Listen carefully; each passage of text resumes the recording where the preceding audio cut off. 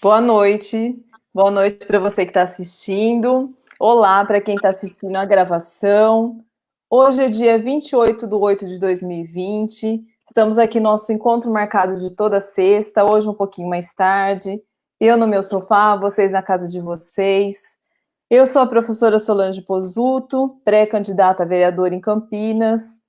E o tema hoje da nossa conversa é a mulher na política e os desafios a serem enfrentados.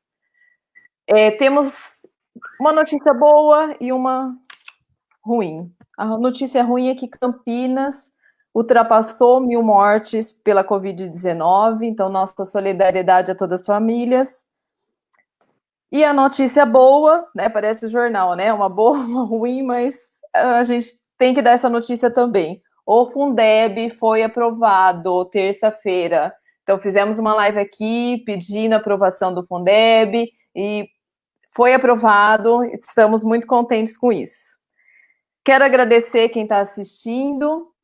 Peço para vocês compartilharem, o assunto é muito importante, principalmente para nós mulheres. E a nossa convidada de hoje é a deputada federal pelo PT Brasília, Érica Cocai. A deputada é psicóloga, formada pela UNB, dirigente estudantil, foi dirigente estudantil, foi a primeira presidenta do Sindicato dos Bancários do Distrito Federal, também foi presidenta da CUT no Distrito Federal e é deputada federal, se eu não me engano, é o 4º mandato. Boa noite, deputada, tudo bom? Boa noite, é um prazer estar falando com você, Solange. É o 5º mandato. Então é o 5º mandato. Eu peguei um pedacinho do currículo que eu não tinha, eu fui lá, o currículo é enorme, e eu peguei um pedaço para poder apresentá-la. Então, eu fui 2 vezes deputada distrital e estou no 3º mandato como deputada federal. Federal. E a senhora entrou com outro pelo computador? Quer que eu coloque pelo computador? Isso, agora está pelo computador. Então é o 5º mandato da deputada. Agora entrei, me escuta? Estamos escutando, sim. Estamos escutando. Me escuta?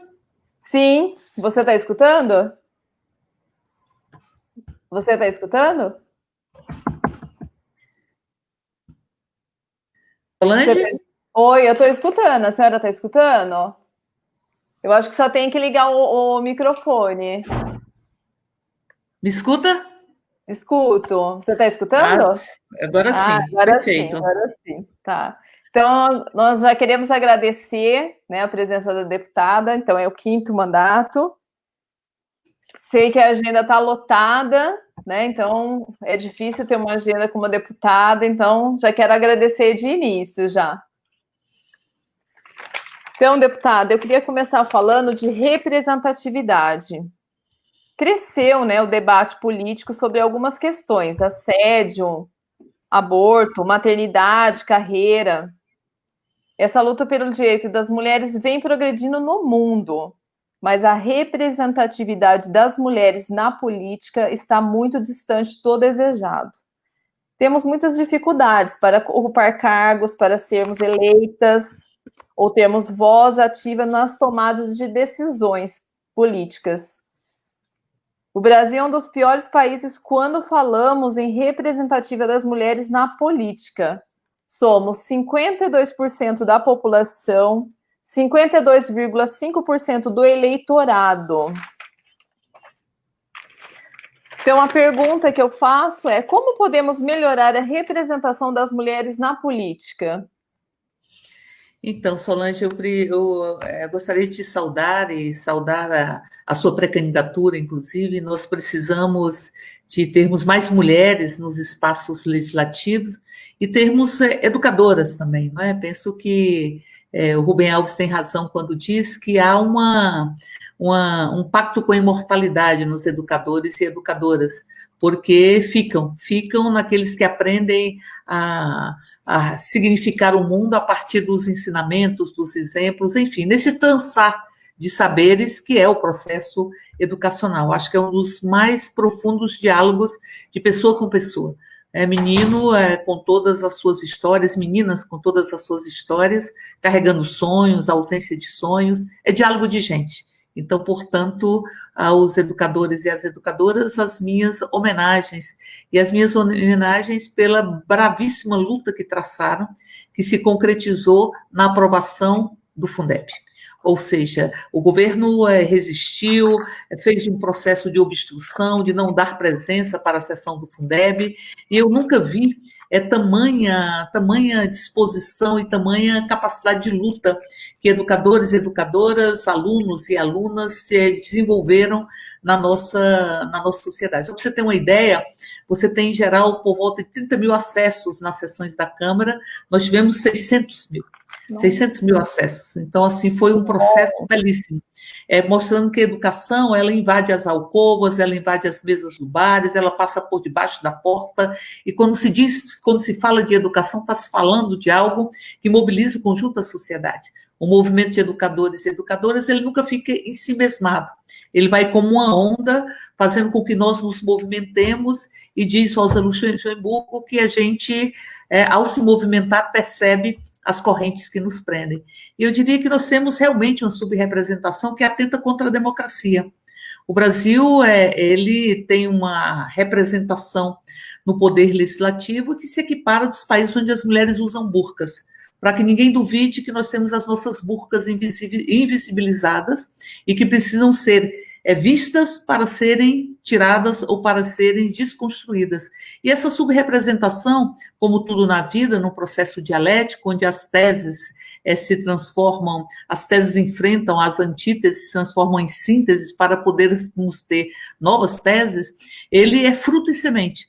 Ele é fruto de um processo, de uma lógica sexista, de uma construção de gênero que estabelecia lugares para as mulheres, lugares internos, domésticos, e ele é fruto, portanto, de uma subalternização nessa construção de gênero.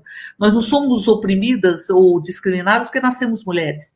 Nós somos discriminadas porque se construiu uma lógica de que o gênero feminino, uma concepção de gênero, de que as mulheres são subalternas, têm que ser subalternizadas e são, de certa forma, objeto de desejo do próprio homem, portanto, não exerce uma condição de humanidade plena, que pressupõe sermos donas dos nossos corpos. Os homens nascem com seus corpos lhes pertencendo.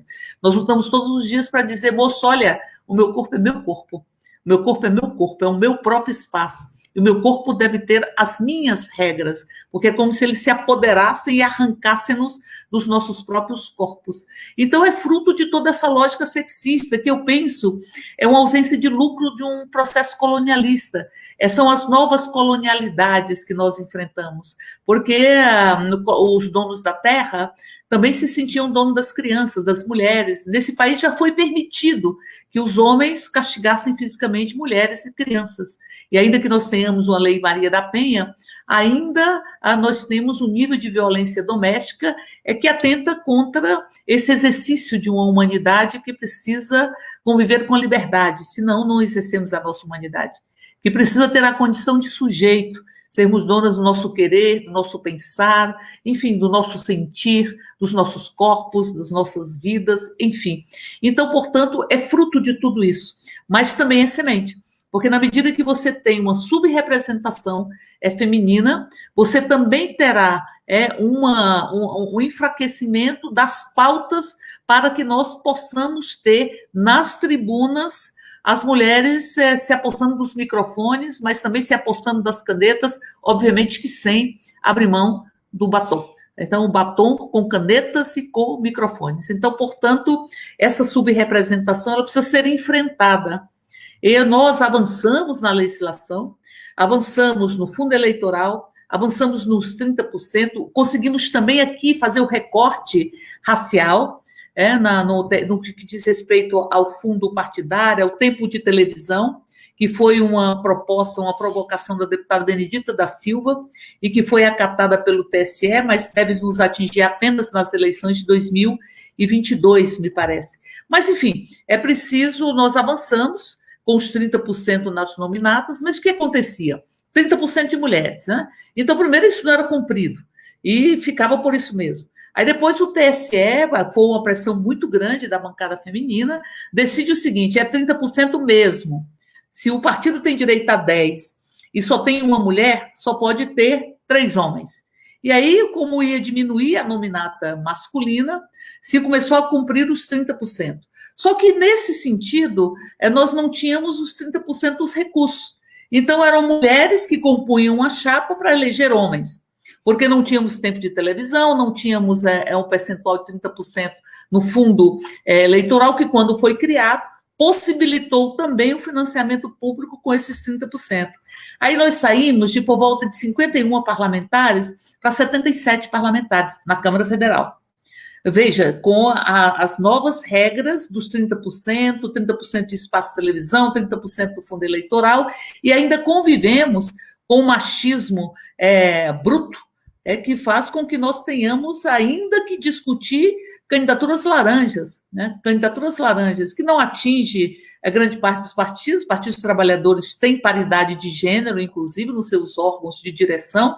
Isso não atinge vários partidos, mas atinge outros. Temos várias denúncias de que se coloca mulher apenas para preencher a vaga, para receber o recurso, que o recurso é repassado para os homens. Portanto, é um desafio permanente.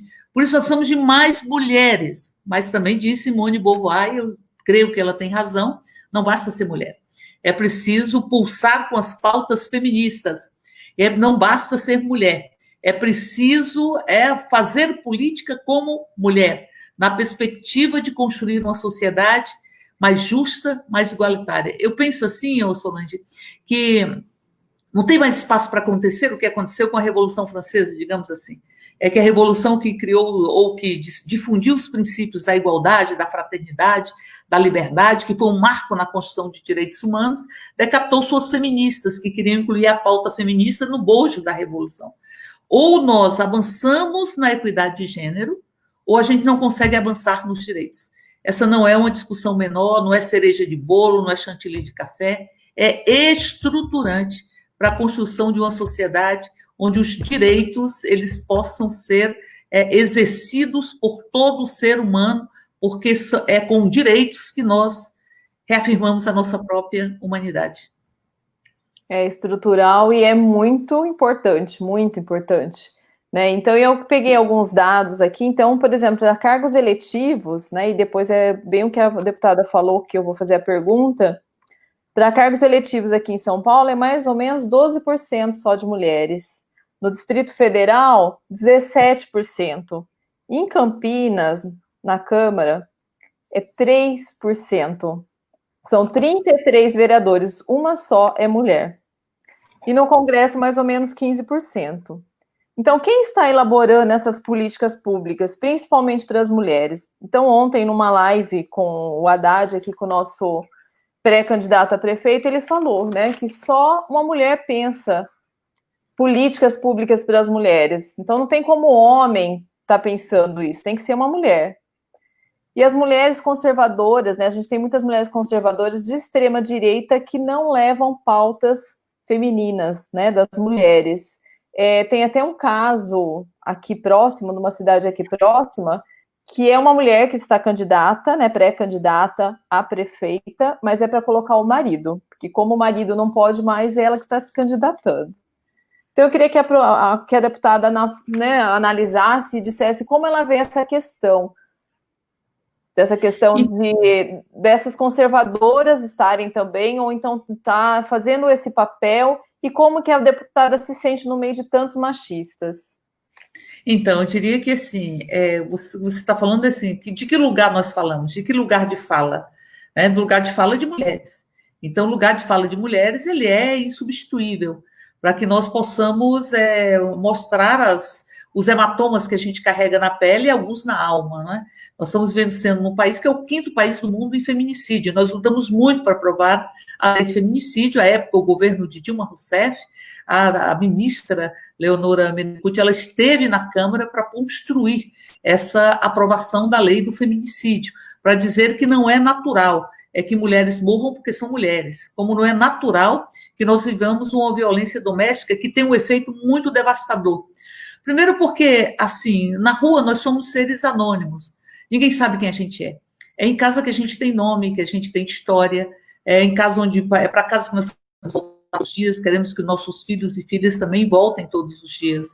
Então, portanto, quando você tem milhões de mulheres no Brasil que têm medo de voltar para casa, porque ao chegar em casa serão retiradas delas mesmas, e vivem, portanto, um processo de tortura, porque é um arrancar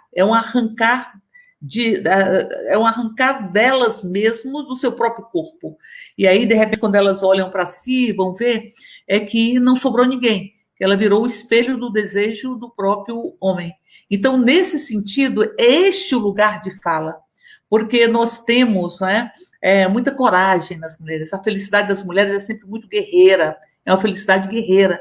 E nós temos as dinastias que se impõem, e nós temos, deste universo de 77 mulheres, nós temos algumas mulheres que estão ocupando o lugar de homens, porque por algum motivo não podem ser representados, portanto, são ventrílocas, são títeres de um homem. Eu lembro de uma parlamentar que foi eleita porque o marido se tornou inelegível e ela se disputou no lugar dele, e que o bottom que se usa na Câmara Federal, ela entregava a ele. Então, ele usava o bottom que era dela. Então, ela não tinha realmente o seu próprio mandato. Ela tinha sido eleita pelo sobrenome, pela história de uma outra pessoa, e não pela história dela mesma, como é a sua história. A sua história de educadora, a sua história de não achar que é natural que nós tenhamos as mulheres subalternizadas. A hierarquização dos seres humanos mata a noção de humanidade. Seres humanos não podem ser hierarquizados. E nós temos na Câmara os fundamentalismos que se cruzam e que dançam um balé macabro. Um tira o outro para dançar e vão dançando um balé macabro. O fundamentalismo religioso, que acha que os seres humanos podem ser hierarquizados. Tem seres humanos que têm direito de amar, outros, a parte que te cabe nesse dito latifúndio da vida, são os armários. É que as mulheres devem obediência aos próprios homens e que querem romper a laicidade do Estado.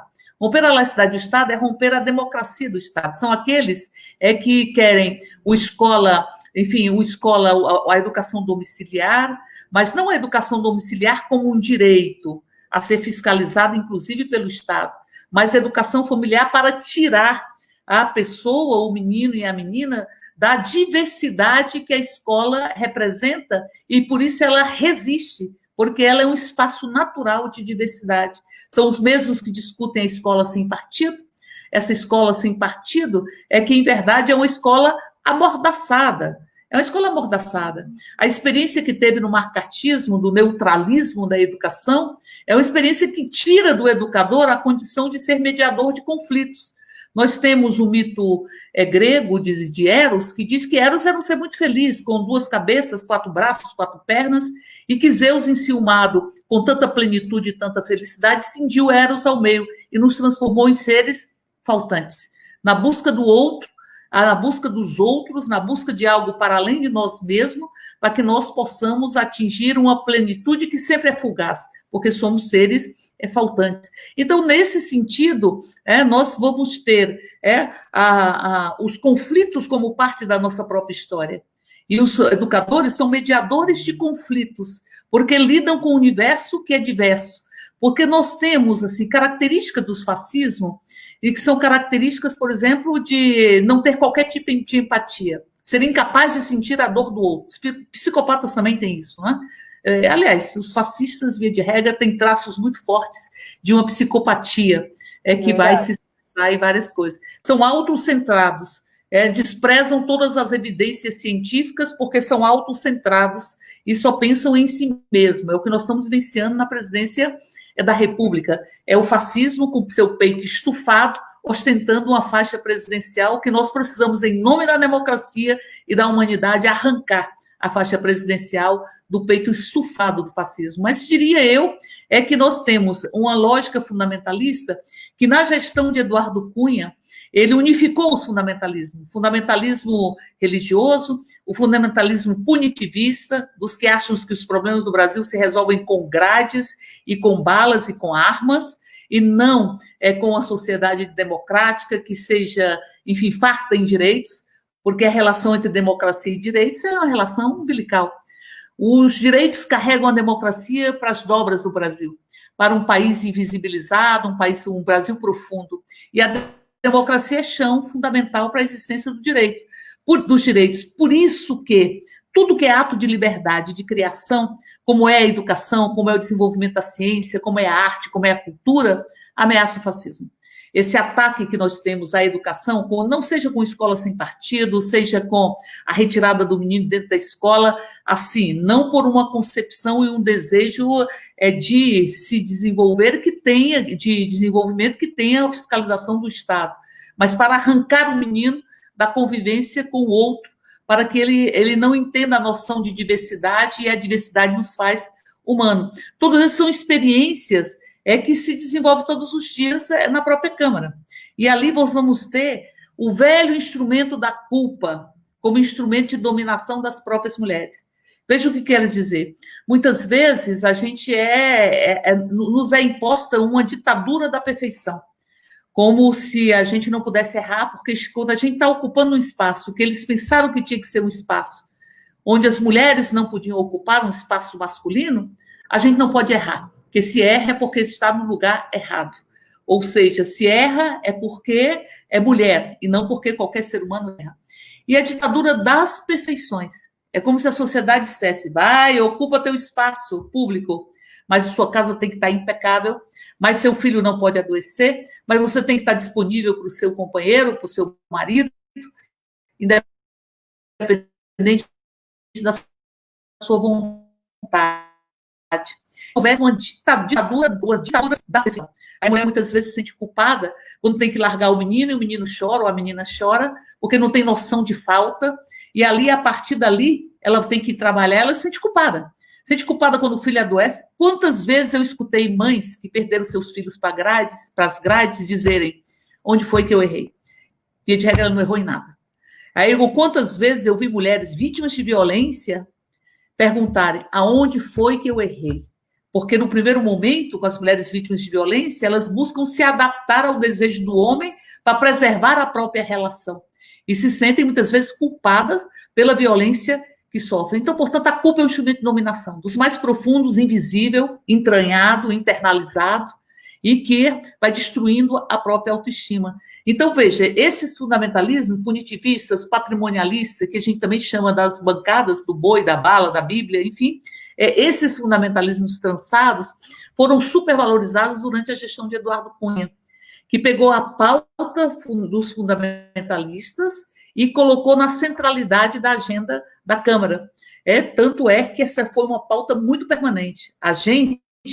Muitas vezes a gente fica pensando que a gente não consegue muito avançar, mas a gente também impede que eles retrocedam, porque nós não permitimos a escola sem partido, nós derrotamos, e eles vão voltar com essa discussão, nós não permitimos que tornasse vigente o Estatuto da Família, que é um atentado contra a liberdade das mulheres, e é o direito das mulheres, porque diz que família é família, com felicidade ou sem felicidade, com afeto ou sem afeto. Retrocede a lei do divórcio.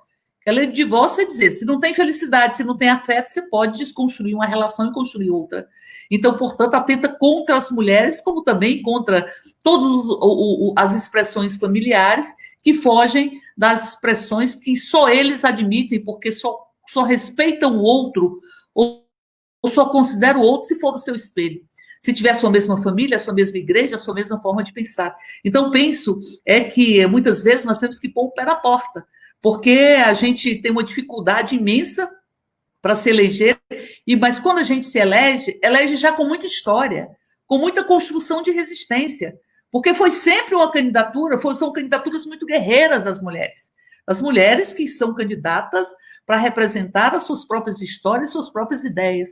Então, são candidaturas guerreiras. Por isso, nós temos um grupo de mulheres grandes na Câmara que sempre tem muita coragem de fazer todos os enfrentamentos e que sabem o lugar de fala. E nós enfrentamos todos os dias esse sexismo, esse machismo, essa tentativa de nos calar, essa tentativa de desqualificar as nossas próprias falas, essa tentativa que eles falam, que eles exercem para poder impedir que nós possamos exercer plenamente os nossos próprios mandatos. Mas a gente vai resistindo, inclusive, a essas pautas, que são pautas contra os direitos. Eu penso assim, que A mulher tem pacto com a coragem. Eu lembro do poema do João Cabral de Melo Neto, que ele fala que para o sertão, para o sertanejo, a pedra é como se fosse algo de nascença. Aí eu faço uma certa adaptação livre para dizer o seguinte: a mulher, a coragem é como se fosse algo de nascença, porque nasce já enfrentando, lutando pelo seu corpo, pela sua fala, pelos seus direitos, para buscar a própria felicidade.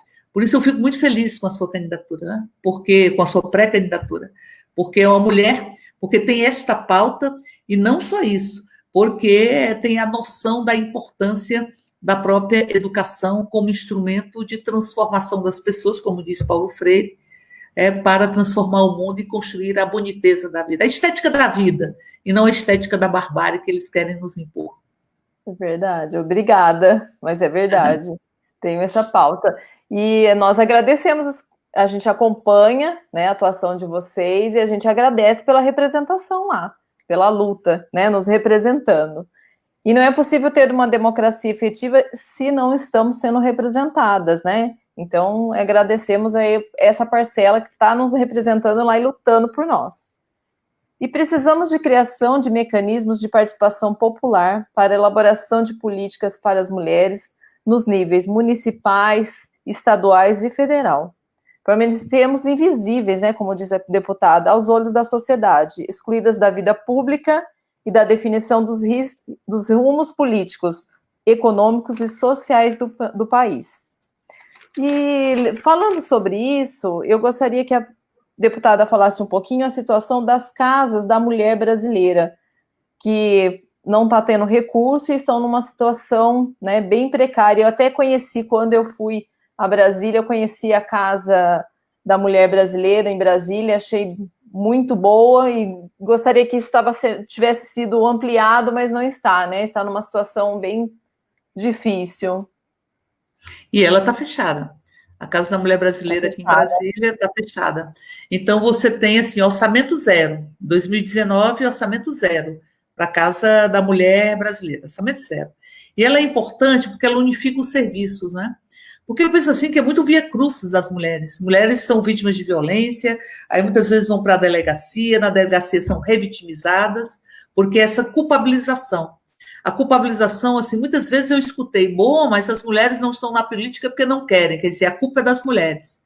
Ou então diz assim, olha, mas se você sofreu uma violência, é por culpa sua. É que é o sentido da marcha das vadias. Se é vadia quem veste o que quer, então sejamos todas vadias, né? Que é a marcha das vadias, é para dizer que nós não somos culpadas porque somos vítimas de violência. Isso de transformar as vítimas em algozes ou culpabilizar as vítimas, isso é estratégia fascista, né? Que foi vigente nos campos de concentração, do nazismo, e que tenta sempre culpabilizar. São as paredes e os tetos de vidro. Assim, se a parede e o teto é de vidro, você não combate o que você não vê, porque você ignora, naturaliza e pereniza. A naturalização das discriminações e das violações, elas perenizam as violações, o negacionismo, né?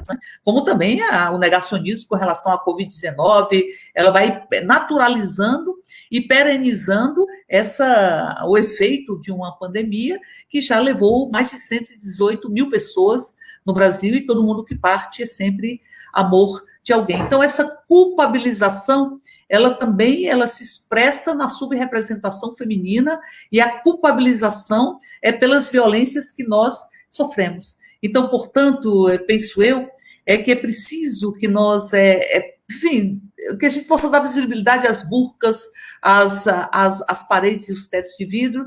E o outro aspecto, que também diz respeito à culpabilização, é que se a parede e o teto é de vidro e você não chega lá, o problema está com você. Então, você individualiza as discriminações sociais, econômicas, sociais, históricas, você individualiza. Então, o problema não está nas paredes e os tetos de vidros que foram construídos pela sociedade, que te impede a acessão, que te impede a mobilidade. Se elas são de vidro e são invisibilizadas, então as mulheres tendem a serem culpabilizadas e se sentirem culpadas ou responsáveis porque não atinge todos os espaços. Então, portanto, a superação desse nível de discriminação, ela será sempre a superação coletiva. E aí, quando eu digo da sua pré-candidatura a vereadora, é porque se discute o espaço, né, o território, se discute como os nossos corpos também são dominados pela forma como a cidade é estruturada. E eu me pergunto se a gente tem realmente o direito à cidade. Passe numa praça, numa cidade, num local, às 2 horas da manhã, 1 hora da manhã, meia-noite, as mulheres estão sendo expulsas dos espaços públicos em função de uma violência que se expressa no seu próprio corpo. As mulheres têm medo, né? Têm medo de serem vítimas de violência sexual quando estão nos espaços da cidade, que deveriam ser espaços que não pudessem nos acolher e não nos afugentar. Ter medo das ruas e das noites significa que algo precisa ser modificado.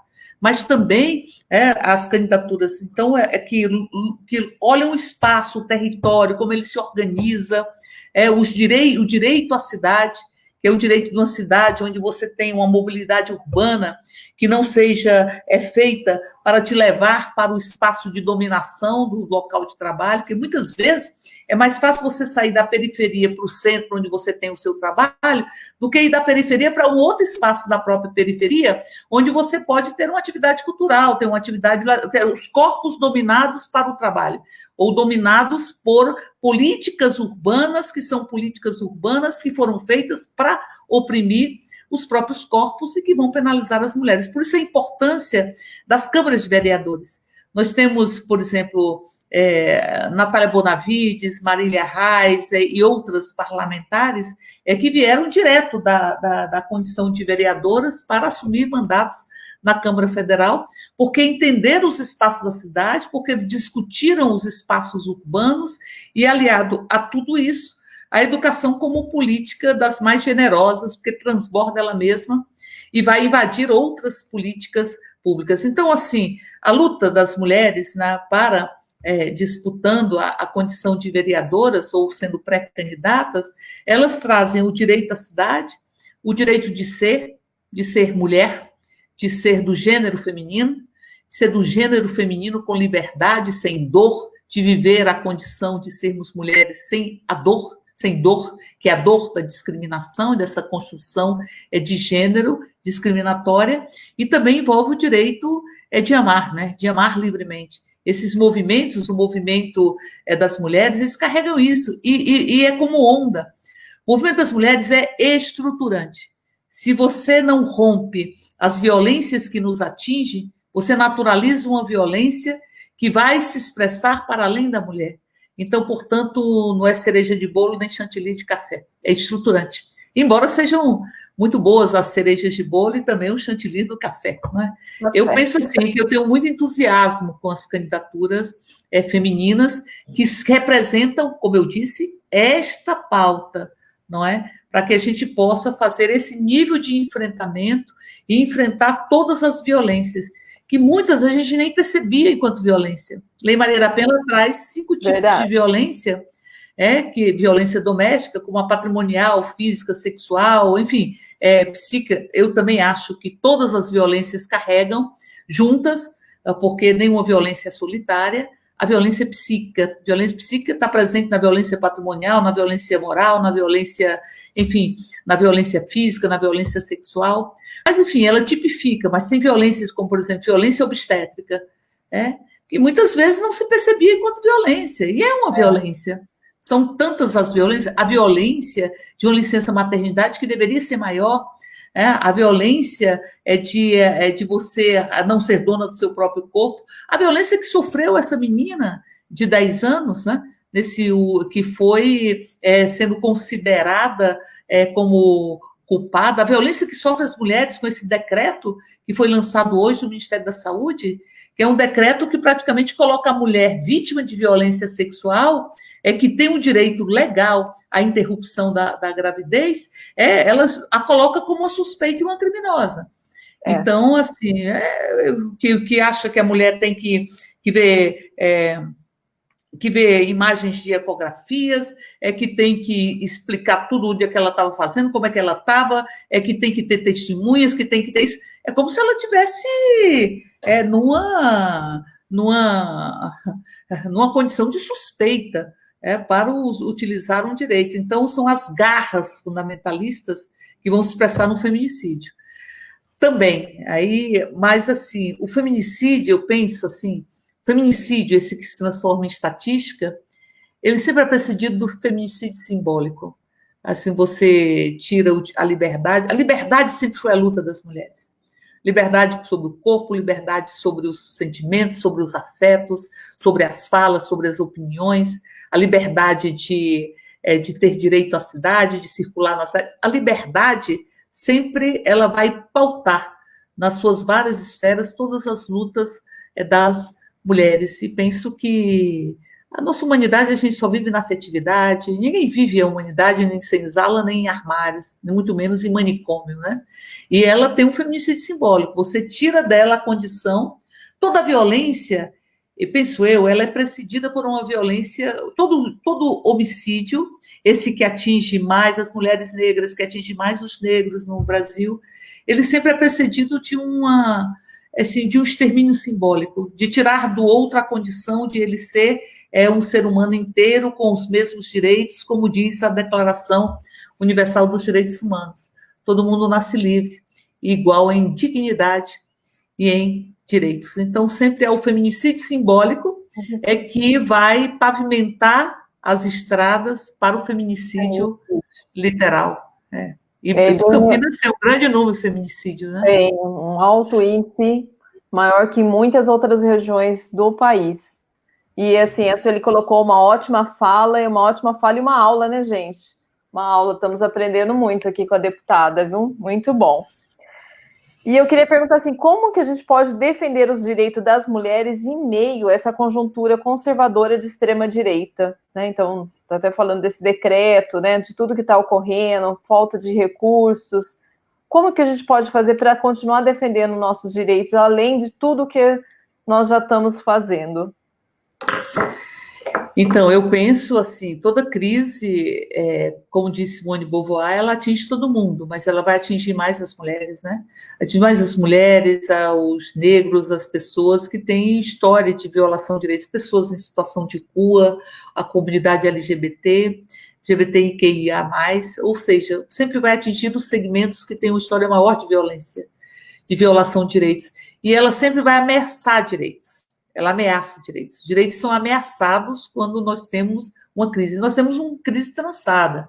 É uma crise sanitária, é uma crise econômica, sem coordenação para o enfrentamento dela por parte do governo federal. São mais 100 dias sem um ministro da Saúde. Ou há uma intervenção no Estado. Uma intervenção, não é só na Polícia Federal. É uma intervenção no Ministério Público, é uma intervenção, por exemplo, nós temos o Ministério da Defesa dos Direitos Humanos e das Mulheres capturado. Ele está capturado pela lógica antifeminista. Nós temos a Fundação Palmares capturado pela lógica racista.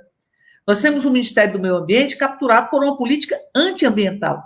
Porque nós sempre, você pode dizer assim, nunca se priorizou a luta em defesa dos direitos das mulheres, em defesa do meio ambiente, e de fato, agora, ou nunca se priorizou nos governos do PT, sempre houve muita prioridade, muito destaque para essa, mas historicamente nunca se priorizou. Mas agora nós temos a antipolítica, nós temos a política antiambiental, a política antifeminista, nos ministérios que deveriam, a política racista na Fundação Palmares, a política contra a cultura na Secretaria de Cultura. Então, portanto, defender os direitos das mulheres é defender os direitos para que tenhamos a noção de humanidade.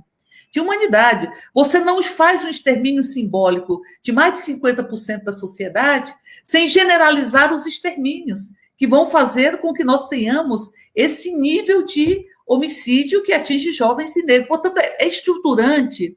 Porque, assim, a gente não avança na construção dos direitos se não avançar na construção dos direitos da equidade de gênero. Não tem mais espaço para você, como eu disse, na Revolução Francesa, você decapitar as mulheres contra a pauta feminista. Ou você avança na equidade de gênero, ou você não consegue avançar nos direitos. E se é uma luta de resistência. É uma luta de resistência. E porque, assim, às vezes eles estão uma metralhadora giratória, né? O metralhador de geração, todos os dias tem um direito que está sendo questionado. Todos os dias. Num governo que construiu um palanque de ódio e um palanque de mentiras. E um governo que tem um discurso misógino e sexista. Não tem inocência nos discursos, não. Discursos é ponte entre pensamento e entre ação. Discurso vira bala.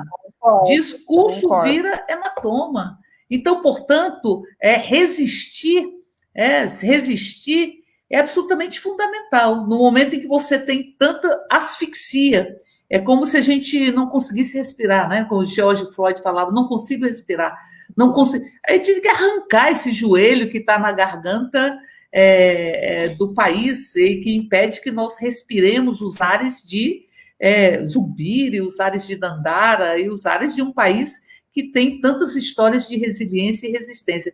Então, eu diria, nós estamos um governo que quer um Estado diminuto, um Estado a serviço de um capitalismo improdutivo, rentista, que não tem relação com o mundo do trabalho, que, portanto, não tem relação com o mercado interno, não tem relação com infraestrutura, porque nada produz. Então, nós estamos com isso. E um Estado que parece o poema do Augusto dos Anjos, que diz: a mão que afaga é a mão que apedreja, ou seja, a mão que afaga a elite financeira, a elite desse país, é a mão que apedreja o próprio povo, as mulheres, a população LGBTI, e que o Zé Disseu traduziu entre o ministro que é tchutchuca de um lado e como Tigrão e tal, alguma coisa assim, que eu prefiro o Augusto dos Anjos quando diz que a mão que afaga é a mão que apedreja, né? Porque, enfim, mas eu diria que isso, essa dualidade de um Estado que nunca foi mínimo para a elite, mas que é um Estado muito farto para a elite, sempre foi muito farto para a elite, se liberou mais de 1 trilhão para os bancos, tem um nível de isenção fiscal que se gasta mais com isenção, se deixa de arrecadar com isenção fiscal mais do que se gasta com pagamento dos serviços dos servidores públicos. Então, portanto, lutar por direitos é muita coragem, muita resistência. É fazer valer atender aos apelos históricos, né? Tem momentos da história que ela diz: venha cá, nós precisamos deste movimento. E eu tenho uma convicção de que as grandes transformações se darão pelo movimento das mulheres. O Jean Willis fala muito isso.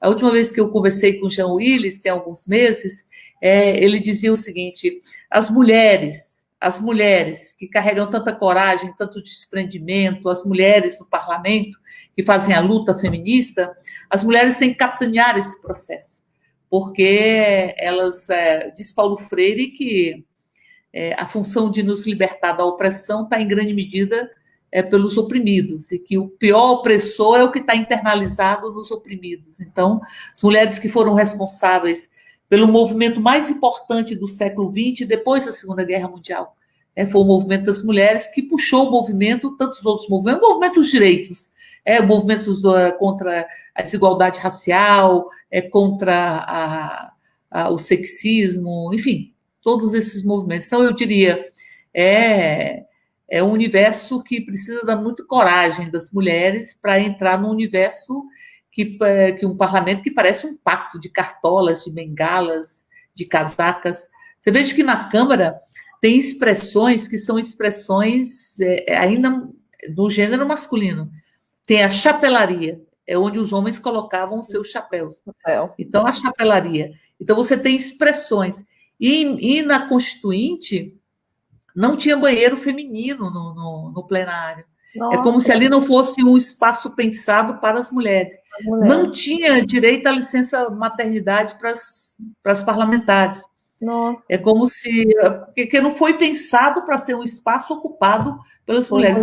O fato de você assumir a Câmara de Vereadores já é uma resistência sem tamanho, porque significa, olha, estamos aqui. É isso que a Marielle dizia na tribuna. Ela dizia o seguinte: eu estou aqui, ninguém vai calar a minha voz. E não calou. Nem com as balas se calou a voz dela.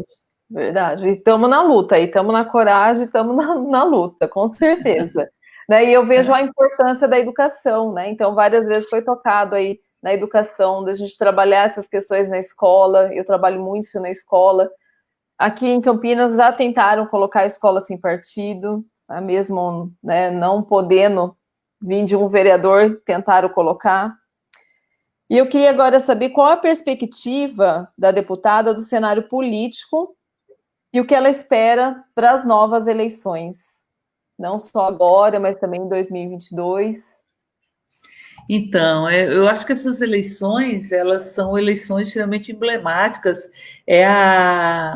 São eleições, são as primeiras eleições municipais que se tem sobre esse governo que, lembra Nelson Rodrigues quando disse que o absurdo perdeu a modéstia, é um pouco o que a gente acha. Assim, que essa ousadia de dizer um menino veste azul, menina veste rosa, ou dizer que o programa de salve uma mulher, não queremos ser salvas, né, por homens. E de salve uma mulher, são os homens que vão nos salvar. Parece conto de fadas, né? É que as mulheres têm um profundo sofrimento, mas tinham que esperar um homem salvá-las, seja a Branca de Neve, a Cinderela, Rapunzel, e por aí tem. Até Chapeuzinho Vermelho, foi um homem que salvou, não é?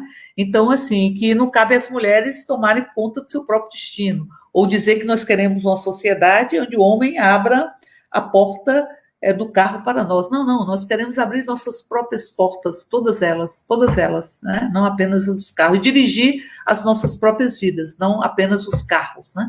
Então, portanto, nós temos muitos desafios, né, nesse sentido. E penso que a gente conseguiu resistir bastante sobre todas essas proposições, que a gente conseguiu fazer com que elas não fossem aprovadas, inúmeras proposições, mas eles não desistem, né? Então, eles vão tentando sempre nos aprisionar e eles tentam sempre nos calar. E para as próximas eleições, essas eleições municipais, tinha que ser uma eleição, uma revolução feminista, eu diria, para invadir as câmaras. Eu lembro a Joênia Wapichana, que é a primeira parlamentar, a primeira mulher indígena a ocupar a condição de deputada, né? Nós só tivemos um indígena, que foi o Juruna, mas é a primeira mulher indígena. E ela diz o seguinte: olha, quantas vezes nós éramos expulsos como os movimentos dos povos indígenas, com bombas de gás lacrimogêneo, com balas de borracha. Então, que alegria entrar pela porta da frente de cabeça erguida com o mandato na mão. É um mandato para defender os direitos dos povos indígenas, diz ela. E eu penso assim, que eu acompanhei muito a Joênia antes mesmo dela ser parlamentar, na discussão da Raposa Serra do Sol, que ela fez uma sustentação oral, inclusive, como advogada.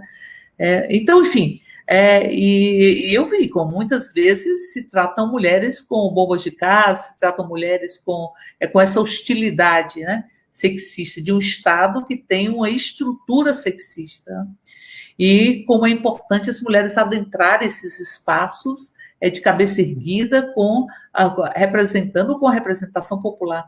Então, portanto, essas próximas eleições, espero eu, que nós tenhamos uma profusão de mulheres e tenhamos uma conscientização. E, repetindo, não basta ser mulher, mas que nós preciso ter um lugar de fala. O lugar de fala faz muita diferença. Eu falo muito isso para a Joênia, assim, que o mandato dela é um mandato que tem muita importância, precisa ser muito acarinhado, muito cuidado, porque ela está no lugar de fala de povos indígenas, que vivem um etnocídio, que vivem um genocídio simbólico, um genocídio literal, que vai se repetindo, porque são as novas colonialidades, né?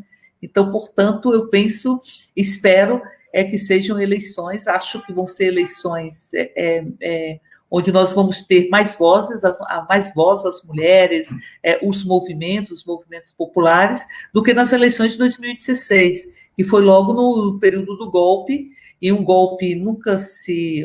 A democracia está no pelourinho, então está dançando na beira de um abismo, né? E todos os dias a gente tem o presidente da República testando as instituições.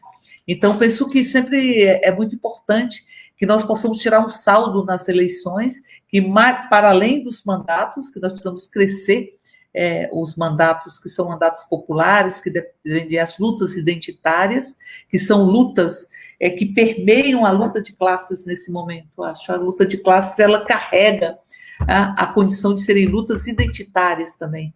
Luta em defesa da igualdade racial, luta em defesa dos direitos feministas, enfim. Então, portanto, eu penso que vão ser eleições que vão nos fortalecer. Em 2022, porque nós tivemos uma fraude nas eleições de 2014, sim, que arrancaram o mandato de Dilma Rousseff, e uma fraude nas eleições de 2018, porque prenderam Lula sem provas e sem crimes para impedir que ele pudesse disputar a eleição. Uma fraude também, porque foi uma eleição cheia de mentiras. Eu vi uma live ontem, alguma coisa que me surpreende, como eles têm uma facilidade de mentir, né? De inventar proposições, ideologia de gênero, destruição da família, enfim, se aproveitando do medo que eles mesmos construíram. Eles construíram um medo muito grande. E quando a sociedade tem muito medo, ela é mais permissiva com as soluções autoritárias. E eu penso que serão eleições onde a gente vai... onde a gente cresceu também. Veja a oposição a Bolsonaro, ela é maior nas mulheres, e ela é maior na juventude. E quem entende o que significa a liberdade? Porque fala de um lugar onde nós tivemos tanto cerceamento de liberdade. Eu também espero que seja diferente, bem diferente, né? Principalmente aqui em Campinas, que, como eu falei, tem só uma vereadora que sofre muito com os ataques dentro da Câmara, com os ataques machistas. E quero agradecer, parabenizar a deputada pela sua contribuição, né? Contribuição, como diz a Sueli também aqui, às mulheres. Quero agradecer a todas e todos. Quero agradecer a Sueli, que fez essa ponte, né? Que entrou em contato com a deputada Érica. E quero deixar meu agradecimento de coração e as considerações finais para a deputada. Então, Solange, eu queria encerrar dizendo a todos que estão nos escutando nesse momento que era importante que nós tivéssemos uma educadora e nós tivéssemos uma mulher ocupando um espaço na Câmara de Vereadores, discutindo a cidade com a dor, onde ela se realiza, onde a dor se realiza, né? E onde também a alegria se realiza. Então, eu acho que a gente tem que fazer um esforço muito grande. Nós estamos há poucos meses do processo eleitoral. Eu sou de um lugar que não tem eleições municipais, que é o Distrito Federal. A gente não tem municípios aqui, e a Câmara Distrital, ela cumpre a função de vereança e também de deputados estaduais, o Poder Legislativo Estadual. Então, portanto, nós não temos aqui, mas eu entendo o que é traduzir a cidade, traduzir a dor. Nós temos uma parlamentar, a Margarida Salomão, que é pré-candidata a prefeita de Juiz de Fora. Nós temos várias mulheres, nós temos 10 mulheres na bancada do PT, e nós temos Marília Reis em Recife, nós temos Benedita da Silva no Rio de Janeiro, nós temos a Luziane Lins disputando Fortaleza, e nós temos Margarida Salomão disputando, por hora, né? Disputando a prefeitura de Juiz de Fora. E ela diz o seguinte, a gente precisa discutir a cidade e vivenciar a cidade. A gente não pode só pensar em políticas que nos atinjam dentro de casa. É preciso pensar a cidade, o que é o local da cidade, como é que os corpos são dominados, como é que a cidade se constrói e como a gente pode ressignificá-la. E eu penso, portanto, que tem uma importância imensa as câmaras de vereadores, né? Como talvez algum tempo atrás não tivessem de forma tão contundente, porque tem essa possibilidade de dialogar com a dor e com o riso, e arrancar a dor e colocar o riso. E por isso que a sua candidatura ela é tão importante. Ela é tão importante para que a gente construa essa sociedade falada pela Rosa Luxemburgo, onde sejamos socialmente iguais, humanamente diferentes e detentores da mais profunda liberdade. Então, eu quero ir em Campinas comemorar a sua eleição e dizer assim que um pouco a gente tem que fazer um esforço muito grande, porque são poucos meses que nos separam de muita diferença. O mandato de defesa da educação, de defesa de políticas públicas, de defesa de uma cidade que nos contemple em todos os nossos direitos e não invisibilize a nossa humanidade, mas reafirme a nossa humanidade, é absolutamente fundamental. Faz muita diferença no dia a dia, no cotidiano, constrói a sociedade do bem viver, né, do bem querer. Assim, a gente seguramente temos muito respeito e admiração pelas nossas lágrimas, mas temos mais pelos nossos sorrisos. E por isso, pelos nossos risos, que eles não podem nos tirar os risos, né? Então, portanto, assim, o que eu puder fazer para te ajudar e ajudar todas as companheiras que têm esse perfil para ficar mudando essa lógica sexista, essa lógica de dominação dentro do parlamento, pode contar comigo. E vamos ver para comemorar a sua ida lá. Fazer um esforço grande, porque a gente sabe que essa discriminação ela vai nos atingir, ela está presente no movimento sindical, ela está presente. A dupla e a tripla jornada, ela significa um impedimento da ocupação dos espaços públicos, porque se você tem dupla, tripla jornada, é como se a casa te puxasse, o espaço doméstico te puxasse. Verdade. E é como se dissesse assim, ó, vai, ocupa teu espaço público, mas a tua casa não pode estar suja, mas seu filho não pode adoecer, mas você tem que estar, enfim, nessa ditadura das perfeições. E é por isso que é importante ter esse lugar de fala. Boa sorte para você, conte comigo. Obrigada. Para que a gente possa muito fazer uma grande revolução feminista nessas eleições e todos os dias das nossas vidas, para que a gente possa fazer que nem fala a Cora Coralina, né? Enfim, arrancar pedra e plantar roseiras. Mas é também o que fala Lemis. Lemis fala assim, olha, às vezes ele fala mais ou menos assim, às vezes a gente acha que queria dormir e acordar sem termos os nossos problemas. Aí ele fala, o problema é que a gente não acaba com o decreto. Aí ele diz, olha, num domingo ensolarado, mais ou menos assim ele diz, o senhor problema carrega a senhora problema e os pequenos e pequenas problemas para passear à noite. Então eu digo assim, olha, os problemas a gente enfrenta com a coragem. Tenhamos a coragem e lutemos como as mulheres e lutamos como as educadoras lutam. Beijo grande para você, viu? Com certeza. Obrigada mesmo. Adorei. Foi uma aula. Obrigada. Beijo grande. Até mais. Beijo a todas e todos. Até mais.